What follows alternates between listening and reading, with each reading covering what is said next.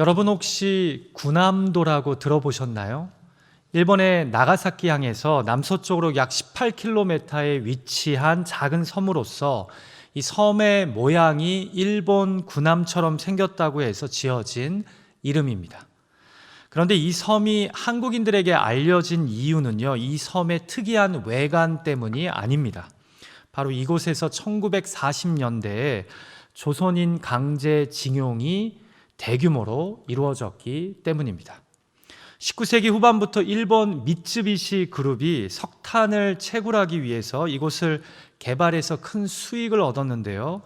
해저 1000m 아래에 있는 석탄을 채굴하기 위해서 조선인 노동자 수백 명이 매일 가스 폭발의 위험 속에서도 하루 12시간 이상씩 일하면서 강제 노역을 당했다고 합니다. 구남도는 노동자가 제대로 서 있기조차 힘든 좁고 위험한 탄광이어서 당시 사람들에게 일명 지옥섬 또는 감옥섬으로 불리었다고 합니다. 후에 조사된 구남도 탄광 강제 동원 조선인의 사망자 피해 조사서를 보면요, 강제징용된 조선인들 중에 질병, 영양실조, 익사 등으로 숨진 조선인만 122명에 이르렀다고 합니다. 그러니까 여기서 노역한 조선인의 약 20% 정도가 기본적인 생활 여건이 공급되지 못해서 이렇게 안타깝게 돌아가신 겁니다. 여러분, 강제징용이란 결국 나라 잃은 자들이 수탈자들에 의해 강제로 동원되어 원치 않는 노동을 하는 것입니다. 마치 전쟁에서 진 포로가 나라를 잃은 백성이 강제로 끌려가서 원치 않는 노동을 하는 것이죠. 일본은 안타깝게도 아직도 공식적으로 부인을 하지만 이들이 자발적이었다고 주장하는 위안부도 사실은 강제 연행이나 아니면 안정적으로 돈을 벌 수 있게 해주겠다는 속임수로 자행된 만행이었습니다.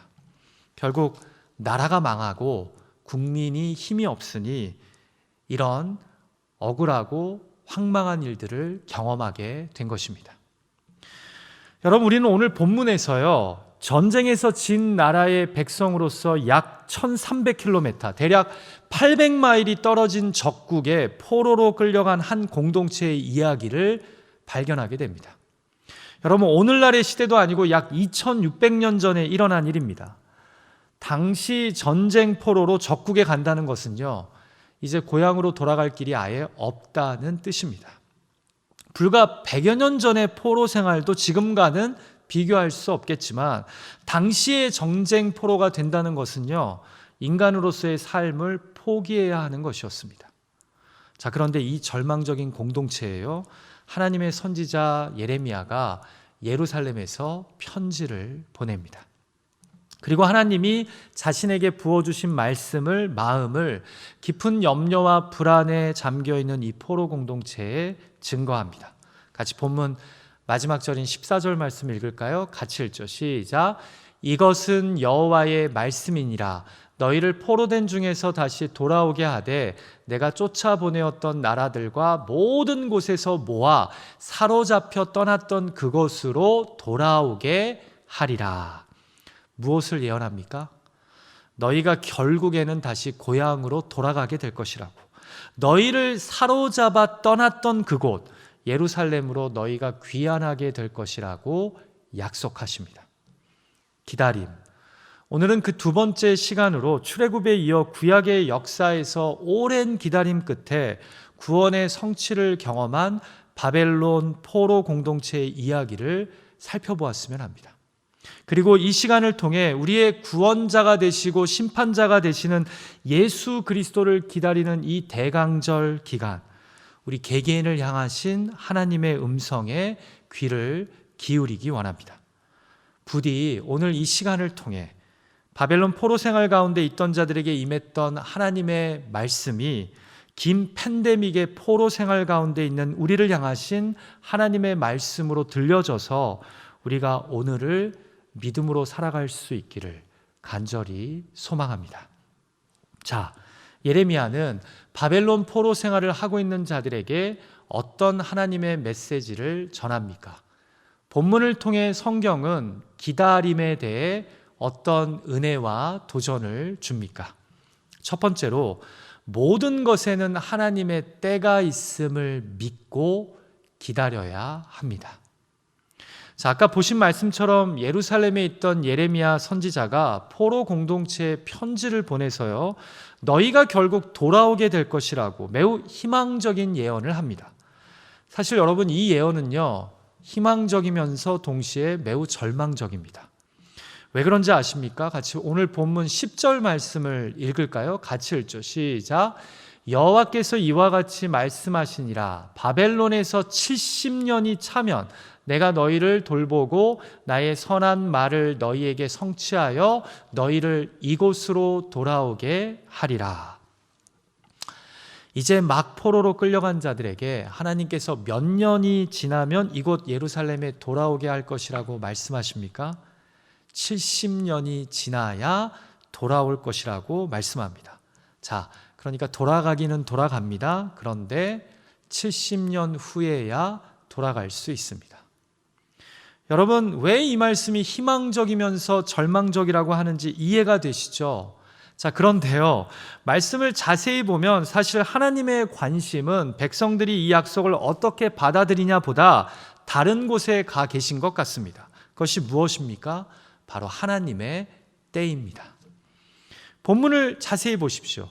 70년이 지나면 내가 너희를 돌아오게 하리라 라고 기록되어 있습니까? 아닙니다. 자세히 보시면 70년이 차면이라고 기록되어 있습니다. 그럼 여기 사용된 히브리어 동사가 말레라는 동사인데 그 뜻이 to fill 또는 to complete 이라는 뜻을 가지고 있습니다. 그래서 대부분의 영어 성경은 이 부분을 이렇게 번역합니다. When 70 years are completed. 무슨 말입니까? 70년의 포로 생활이 하나님의 뜻 안에서 채워져야 하는, 완성되어야 하는 시간이라는 점입니다. 한마디로 이 시간까지도 하나님의 뜻 안에 있다는 것입니다. 그리고 그 70년이 완성되면, 채워지면 하나님이 이들을 구원하셔서 돌아오게 하신다는 것입니다. 여러분, 솔직히 지난 3월에 코로나 바이러스 팬데믹이 시작되자마자 이 팬데믹이 올해를 넘어 내년까지 우리의 삶에 지대한 영향을 미칠 거라고 생각하신 분 있으십니까? 저는요, 처음에 한 2, 3개월 고생하면 되겠지라고 생각했습니다. 자, 그런데요, 5, 6월이 되어도 상황이 호전될 조짐이 보이지 않는 겁니다. 그때 가서야 깨달았습니다. 백신이 나와도 적어도 내년 상반기까지는 이 상황이 지속되겠구나.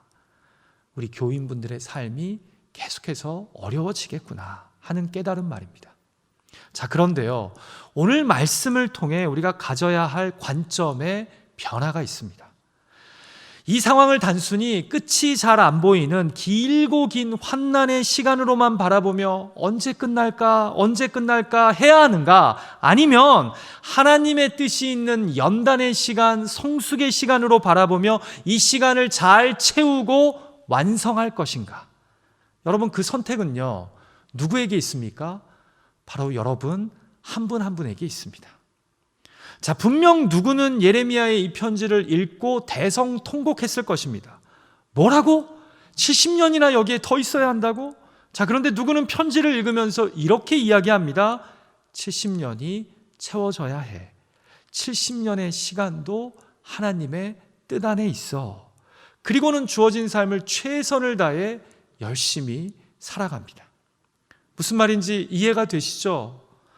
누구에게 70년은 아무 의미도 뜻도 없는 절망의 시간, 인생에서 지우고 싶은 시간이겠지만 누구에게는 이 기다림의 시간이 하나님의 뜻이 채워지고 완성되는 시간이라는 겁니다. 여러분, 그래서 앞선 5절에서 예레미야가 뭐라고 하나님의 말씀을 전했는지 아십니까? 너희는 여기서 집을 짓고 거기에 살며 텃밭을 만들고 그 열매를 먹으라고까지 예언합니다. 한마디로 좀 장기적으로 이 시간을 버틸 준비를 하라는 겁니다. 그리고 6절과 7절에서는 가정을 이뤄 자녀도 낳고 내가 살고 있는 성읍을 위해 그 성읍의 평안을 위해서도 기도하랍니다. 이 성읍이 평안해야 너의 삶도 평안할 것이기 때문에. 무슨 말입니까? 주어진 상황에서 하나님의 백성으로서 성실하게 살라는 겁니다. 그러면서 하나님의 때를, 구원의 때를 기다리라는 겁니다. 70년이 채워지면 그때 하나님의 구원이 귀환이 이루어진다는 것입니다. 여러분, 예레미야의 이런 편지 내용이 포로 공동체에서 인기를 얻었을까요? 전혀 아니죠. 여러분, 사람들은 예레미야와 같은 선지자들 별로 안 좋아합니다. 회중이 좋아하는 선지자는요, 이제 곧 이 환란이 끝난다고, 우리는 예루살렘으로 곧 돌아가게 될 것이라고, 자, 우리 유다를 힘들게 한 바벨론은 하나님이 망하게 하실 거라고, 이렇게 말하는 자들 좋아합니다. 얼마나 긍정적이고 희망적입니까? 가뜩이나 포로 생활하기도 힘들어 죽겠는데 말입니다. 그래서 실제로 포로 공동체 안에 이런 가짜 선지자들이 있었습니다. 그래서 하나님이 8절과 9절에서 앞서 이런 말씀까지 하십니다. 너희 중에 있는 선지자들에게와 점쟁이에게 미혹되지 말며 그들이 꾼 꿈도 고지 듣고 믿지 말라. 내가 그들을 보내지 아니하였어도 그들이 내 이름으로 거짓을 예언함이라. 너희 중에서 분명히 곧 돌아갈 거라고, 바벨론도 곧 망할 거라고 이야기하는 거짓 선지자들이 있을 텐데 미혹되지 말랍니다. 그들이 하는 꿈 이야기도 믿지 말랍니다. 한마디로 너희가 듣고 싶은 이야기만 하는 선지자들에게는 귀를 기울이지 말라는 겁니다. 사랑하는 예배자 여러분, 지금 이 어렵고 힘든 상황, 팬데믹으로 인한 뜻하지 않은 시련 가운데서도 하나님의 구원의 때를 믿음으로 기다려야 합니다. 그리고 그 구원의 때가 우리의 생각보다 더디고 멀게 느껴질 수도 있습니다. 그러나 잊지 마십시오. 모든 것에는 하나님의 때가 있음을 말입니다. 이것이 우리 신앙의 선배들이 한결같이 우리에게 보여주고 가르쳐준 신앙인의 자세이자 모습입니다. 오히려 믿음으로 우리를 구원하실 하나님의 때가 다가오고 있음을 기억하며 주어진 이 상황에서 하나님의 선하시고 온전하신 뜻을 이루며 허락된 삶을 최선을 다해 살아갈 수 있는 저와 여러분이 되시기를 주님의 이름으로 축원합니다. 구원의 때를 준비하는 것입니다. 하나님의 때를 채워가십시오. 그렇게 가정과 일터에서 구원을 기다리며 믿음의 씨앗을 뿌릴 수 있는 저와 여러분이 되시기를 간절히 소망합니다. 자, 두 번째로 성경은요, 본문을 통해 기다림에 대해 어떤 은혜와 도전을 주십니까? 하나님의 계획은 재앙이 아닌 평안이요, 미래와 소망입니다. 자, 하나님의 때인 70년이 채워져야 함을 말씀하시면서 그 다음으로 선지자를 통해 어떤 말씀을 하십니까? 같이 본문 11절 말씀 읽을까요? 같이 읽죠. 시작. 여호와의 말씀이니라. 너희를 향한 나의 생각을 내가 아나니 평안이요 재앙이 아니니라. 너희에게 미래와 희망을 주는 것이니라. 아멘. 여러분, 아무리 하나님의 뜻이요 계획이라고 해도 분명히 70년이라는 연수는요, 포로 공동체에 절망감을 주었을 겁니다. 우리는 항상 하나님의 뜻과 계획 앞에 조급한 자들이요, 사실은 그 조급함 뒤에는 내가 내 인생을 컨트롤하고 싶은 강한 욕구가 감춰져 있기 때문입니다. 그래서 하나님이 자신의 뜻과 계획을 잘 이해하지 못하고 절망할 포로 공동체의 백성들에게 그들이 이해할 수 있게 위로하시면서 말씀한 겁니다. 내게 다 계획이 있다. 이 70년의 시간은 궁극적으로 너희에게 재앙을 주고자 함이 아니요 평안을 주고자 하며 너희에게 미래와 소망을 주기 위함이다 라고 말입니다. 사랑하는 예배자 여러분, 왜 북이스라엘이 망하고 남유다는 바벨론이라는 강대국에 치여서 이렇게 포로 생활을 하게 되었습니까? 이미 앞선 선지자들이요 수도 없이 이야기하고 경고했습니다. 너희가 이스라엘의 하나님 여호와를 버리고 가나안의 우상들을 더 사랑하고 또 그분의 말씀에 불순종했다고, 그래서 너희가 회개하지 않으면, 돌아서지 않으면 결국 망하게 될 것이라고, 하나님이 너희를 다 흩어져 버리게 하실 거라고 말입니다. 그래서 여러분, 결국 지금 바벨론에 이들이 1차 포로 그룹으로 지금 있는 것입니다. 그러니까 이들은요 누구보다도 지금 우리나라와 우리가 이렇게 된 것은 바로 하나님을 저버렸기 때문이라는 것을 알고 있었습니다. 그래서 이들에게 이 상황은 무엇입니까? 재앙입니다. 심판입니다. 자, 그런데 그런 포로 공동체에 하나님은 내가 계획을 다 갖고 있다. 나의 계획은 궁극적으로 재앙도 심판도 아닌 이 일을 통해 너희를 다시 살리기 위한 것이라고, 너에게 다시 여호와 하나님을 신앙하게 함으로 내 안에서 샬롬, 평안을 누리게 하기 위함이라는 겁니다.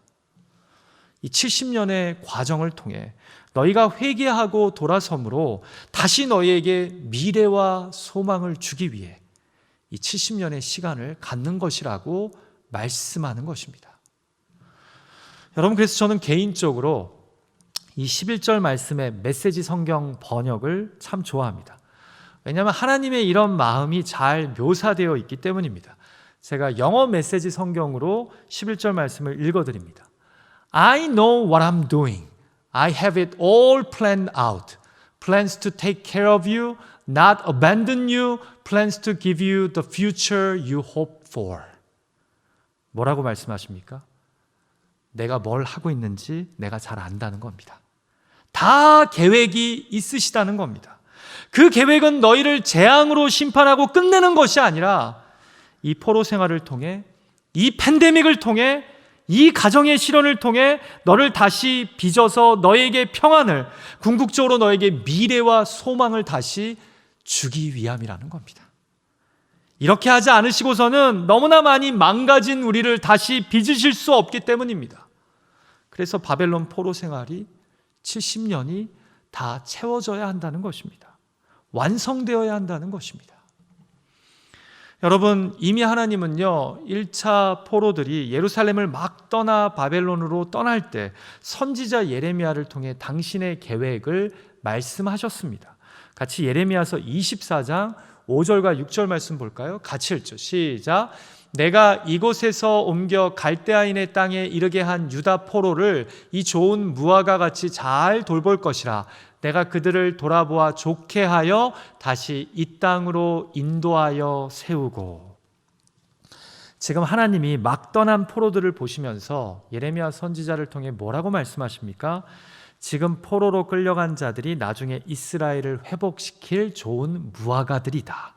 그들을 다시 이 땅으로 데려올 것이다 라고 말씀하십니다. 계획이 다 있으십니까? 없으십니까? 계획이 다 있으십니다. 비록 이들이 포로로 끌려가고 결코 적지 않은 기간을 타국에서 고생하게 될 것이지만 하나님은 계획이 다 있으십니다. 이 계획은 이들을 심판하고자 하시는 것이 아니요, 궁극적으로는 이들에게 참 평강을 주고 다시 미래와 소망을 주시기 위함입니다. 결국 하나님은요, 우리 인간의 성공뿐만 아니라 실패를 통해서도, 우리 인간의 삶의 기쁨뿐만 아니라 아픔을 통해서도요, 선을 이루시고 하실 일을 행하시며 결국 평안과 소망을 만들어내는 분이시라는 겁니다. 여러분, 테리 웨이시라고 하는 영국 성공의 목회자가요, 1987년에 레바논의 수도 베이루트에서 이슬람 시아파 무장단체에 납치됩니다. 당시 레바논에서는 이 기독교 세력과 이슬람 세력 간에 내전이 벌어지고 있었는데요, 웨이트 목사는 무장단체에 잡힌 인질들을 구하기 위해 협상에 뛰어들었다가 그만 억류된 것입니다. 그럼 그가 4년 넘게 붙잡혀서 고문도 당하고 고통스러운 시간을 보내다가요, 극적으로 석방된 후에 이런 말을 남깁니다. 내가 인질로 붙잡혀 있을 때 결심한 것이 있다. 이 결심은 지금도 유효하다. 인질이라는 고통스러운 체험을 다른 이들에게 선하고 유용한 것으로 승화시키겠다는 것이었다. 이것이 고통을 대하는 최선의 방법이라고 나는 믿는다. 내가 볼 때 기독교는 고통을 줄여주는 종교가 아닌 것 같다. 기독교는 우리가 고통을 받아들이고 맞서고 헤쳐나가며 일하여 결국에는 그것을 승화시키도록 힘을 준다. 사랑하는 예배자 여러분, 마지막 잎새가 떨어졌다고 나무가 죽은 것이 아니고 마지막 도움이 사라졌다고 인생이 끝난 것이 아닙니다. 견디기만 하면, 때가 되면 겨울 끝에 새순이 돋아나고 고난 끝에 새 꿈이 자라갑니다. 성경이 보여주시는 하나님은요, 바로 이런 하나님이십니다. 비록 지금은 재앙 같지만, 고통스럽지만, 외롭고 절망스럽지만, 하나님은 바벨론 포로 공동체에 말씀하신 것처럼 당신의 백성들에게 재앙이 아닌 평안을, 그리고 미래와 소망을 다시 주시기 위해 우리를 지금 빚어가고 계신 줄 믿습니다. 이 하나님의 계획을 신뢰하며 구원을 소망하고 기다림으로 오늘을 살아갈 수 있는 저와 여러분이 되시기를 주님의 이름으로 축원합니다. 자, 마지막 세 번째로 예레미야는 바벨론 포로 생활을 하고 있는 자들에게 어떤 하나님의 메시지를 전합니까? 하나님은 인생의 바벨론에서도 우리를 만나 주십니다. 여러분, 사실 오늘 본문은요, 여러 가지로 유대인들의 전통 관념을 깨트리는 충격적인 내용을 담고 있습니다. 자, 첫 번째로 이방인의 땅에 머물며 집을 짓고 가정을 이루어 살라고 말씀하십니다. 여러분, 이것이 예루살렘 성전 중심의 이 선민주의적 사고를 갖고 살아가던 이스라엘 사람들에게 얼마나 충격적인 선언인지 아십니까? 여러분, 우리가 열왕기하 말씀을 보면요, 당시 여호야김 왕 때 1차 포로로 바벨론에 끌려간 자들은요, 다 유다의 엘리트들이었습니다. 여러분, 당시 고대 근동지방에서는 전쟁을 하다가 한쪽이 이기지 않습니까? 그러면 진 나라의 왕족과 고관들, 종교 지도자들을 주로 포로로 데리고 갑니다. 그래야 나라의 기틀이 흔들리면서 다시는 제국에 덤빌 생각을 쉽게 하지 않게 되기 때문입니다. 데려가려면 잠재적인 리더들이 될 사람들을 데려가서 그 싹을 아예 자르려고 한 것입니다. 자, 그래서 누구보다 지배계층에 있던 바벨론 포로자들은요, 간절한 소망이 고향 예루살렘에 돌아가는 것이었습니다. 왜냐하면 내가 잘 나가던 곳이 바로 내 고향이기 때문입니다. 그런데 이런 자들에게 하나님이 예레미야 선지자를 통해 여기에 집을 짓고 살랍니다. 자, 그런데 이 말씀이 또 다른 차원에서 이들에게 충격을 줍니다. 당시 이스라엘 사람들의 예배는, 기도는 오직 거룩한 땅인 이스라엘 안에서 해야 하고, 특별히 성전에서 기도할 때 하나님이 우리의 기도를 더 잘 들어주신다는 생각을 모든 사람들이 했습니다. 한마디로 성전 중심의 예배관을 갖고 있었던 것입니다. 그래서 심지어는 이스라엘 땅 안에서도 기도할 때 이 성전이 위치한 방향을 향해서 기도했습니다. 자, 그런데요, 여기 머물라는 이야기는 곧 제2적으로 부정한 땅인 이곳 바벨론에 그냥 한동안 살라는 이야기는요, 하나님과 이들이 소통할 루트가 끊기는 것을 의미합니다. 이해가 되십니까? 왜냐하면 하나님은 부정한 이 이방인의 땅에는 오시지 않는 거룩한 분이시기 때문입니다. 자, 그런데 지금 여기 머물라고 하시면서 하나님이 예레미야 선지자를 통해 12절과 13절에서 이런 충격적인 말씀을 하십니다. 같이 한번 읽을까요? 시작. 너희가 내게 부르짖으면, 내게 와서 기도하면 내가 너희들의 기도를 들을 것이요, 너희가 온 마음으로 나를 구하면 나를 찾을 것이요, 나를 만나리라. 아멘. 지금 뭐라고 말씀하십니까? 이 바벨론 땅에서도 너희가 내게 부르짖으면, 내게 나와 기도하면 내가 너희들의 기도를 들으시겠답니다. 여러분, 이건 정말 충격적인 선언입니다. 이들은 거룩한 도성 예루살렘을 떠나 바벨론 땅에 발을 내딛는 순간 이제 우리는 부정한 자들로서 거룩한 하나님께 기도할 수도 없다고, 이 유배지에서는 하나님을 예배할 수도 없다고 생각했을 텐데, 하나님은 지금 이 재앙의 땅, 절망의 땅에서 너희가 나를 향해 간절히 부르짖어 기도하면 내가 너희의 기도를 들어주고 너희를 만나주겠다라고 말씀하시는 겁니다. 사랑하는 예배자 여러분, 우리도 시련 속에서, 감당하기 힘든 아픔 속에서 여기에는 하나님이 안 계신 것 같다고, 나를 여기까지 하나님이 내밀어 버리신 것을 보니 하나님이 나를 떠나신 것 같다고 생각할 때가 있지 않으십니까? 아무리 하나님이 어느 곳에나 계시는 분이어도 이런 상황에 처한 나, 이런 처지에까지 이른 나에게는 귀를 기울이지 않을 거라고 생각하신 적 없으십니까? 자, 그런데 예레미야가 이 부정한 땅에서 인생의 패배자로 낙인 찍혀 포로된 삶을 살아가는 자들에게 편지를 보내 예언합니다. 거기 바벨론에서도 너희가 부르짖어 기도하면 나 여호와 하나님이 너희의 기도를 들어줄 거라고, 온 마음으로 너희가 나를 구하면 내가 너희를 만나주겠다고, 그리고 70년의 포로 생활을 감당할 수 있는 힘이 되어주시겠다라고 말입니다. 여러분, 영어 표현 중에 a shoulder to cry on 이라는 관용구가 있습니다. 무슨 뜻인 것 같습니까? 기대서 울 어깨, 바로 하소연할 사람, 고민을 털어놓을 사람을 뜻하는 표현입니다. 그런데요, 지금 하나님이 예레미야 선지자를 통해 우리에게 이렇게 말씀하시는 듯합니다. 내가 버림받은 것 같은 바벨론에서도, 내가 재앙을 겪고 있는 바벨론에서도, 내가 홀로 있는 것 같은 바벨론에서도 나는 내가 나를 향해 부르짖으면 너에게 가서 내가 기대어 아픔과 상처의 눈물을 흘릴 수 있는 어깨가 되어준단다 라고 말입니다. 눈물을 네가 마음껏 흘릴 수 있는 어깨가 되어줄 뿐만 아니라 너로 이 구원의 기다림을 감당하고 버틸 수 있는 힘과 소망이 되어줄 수 있다고 말입니다.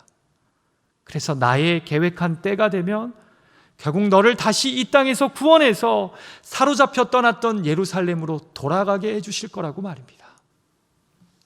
말씀을 마칠까 합니다.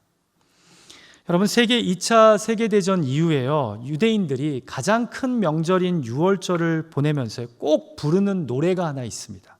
바로 아니 마민이라고 불리우는 노래입니다. 여러분, 히브리어로 이 노래 제목의 뜻은요, 나는 믿습니다입니다. 여기서 아니는 나를 뜻하고요, 그리고 마민은 믿는다는 동사 아민에서 나왔습니다. 그리고 후에 아멘이 이 동사 믿는다는 아민에서 나온 단어입니다. 이 노래가 같은 가사에 여러 다양한 노래 버전이 있는데요, 가장 유명해진 노래는 2차 세계대전 당시 공포의 대명사였던 나치 독일의 이 트레블링카 수용소와 아우슈비츠 수용소에서 시작되었다고 합니다. 이 노래 가사가 이렇습니다. 나는 믿습니다. 구세주 메시아가 오리라는 것을 완전한 믿음으로. 좀 지체하시지만 나는 그분의 오심을 매일 기다립니다. 여러분, 이 노래는요, 수용소에서 유대인들이 메시아의 구원과 임재를 기다리면서 이 힘든 상황을 버티게 하는 소망과도 같은 노래였습니다. 그런데 이 수용소에 어느 날 한 젊고 유능한 유대인 외과 의사가 사로잡혀서 끌려오게 됩니다. 그는 매일 아니 마민 노래를 부르면서 가스실과 실험실로 향하는 동족들의 죽음의 행렬을 지켜봅니다. 그리고 자신도 머지않아 그들과 같은 운명이 될 것을 생각합니다. 그러던 어느 날 강제 노동 시간에 이 젊은 의사는요, 흙 속에 파묻혀 있는 작은 유리 조각 하나를 발견합니다. 그리고 그 유리에 비친 자신의 모습을 보고 놀랍니다. 그 유리에는 수염이 덥수룩하게 자란 한 절망적인 노인의 모습이 비춰졌기 때문입니다. 그러니까 그는 자신도 모르게 다른 유대인들과 함께 절망 가운데 있다 보니까, 그러면서 죽음을 기다리다 보니까 초췌해지고 절망에 깊이 빠진 그런 노인과 같은 모습이 되어버린 것입니다. 그리고 정신을 차립니다. 이 노래를 어쩔 수 없는 절망 가운데 부르기보다 진정 소망하고 갈망하며 혼자 되뇌이며 부르기 시작합니다. 나는 구세주가 약속하신 대로 오실 것을 굳게 믿습니다. 사람들은 구세주가 늦게 오신다고 절망하지만 나는 소망으로 끝까지 기다릴 겁니다. 왜냐하면 구세주는 늦게 오시는 것이 아니라 우리가 너무 성급해하기 때문입니다. 그리고 그는 매일 그 깨진 유리 조각으로 면도를 합니다. 그러자 그는 턱이 새파란 젊은 청년의 모습으로 다시 돌아갑니다. 그는 자신을 구원하러 오실 구원자를 깨끗한 모습으로 맞이하기를 원했던 겁니다. 그래서 항상 자신을 최대한 단정하게 가꿉니다. 여러분, 수용소에서는요, 당시 매일 오후가 되면 군인들이 와서 가스실에 보낼 사람들을 정했다고 합니다. 그런데 주로 병들고 삶의 의지가 없는 사람들을 골랐다고 합니다. 그런데 그가 면도를 하자 항상 오후에 이 보내지지 않는 그룹에 속해서 남게 되었답니다. 이 병들어 쓸모없는 사람들을 보내는 기준에 그가 부합되지 않았기 때문입니다. 그리고 결국 2차 세계대전이 끝날 때까지 그는 살아남습니다. 그리고는 스페인으로 가서 외과 의사로 삶을 살다가 그의 이 이야기를 자서전에 남긴 것입니다. 아니 마민, 우리는 믿습니다. 구원자, 메시아가 우리에게 오신다는 것을. 이 대강절 기간, 우리 삶의 구원자와 심판자가 되시는 예수 그리스도를 기다리며 팬데믹, 포로 생활과 같은 어렵고 힘든 시간을 보내고 있는 우리에게, 또 가정의 고난과 시련으로 인해 어찌할 바 몰라 절망 가운데 있는 자들에게 여전히 하나님은 우리가 소망하고 기다려야 될 분인 줄 믿습니다. 이것을 잊지 않고 이 대강절 기간 기다리며 소망하며 믿음의 길을 계속해서 걸어갈 수 있는 저와 여러분이 되시기를 주님의 이름으로 축원합니다. 같이 기도하죠.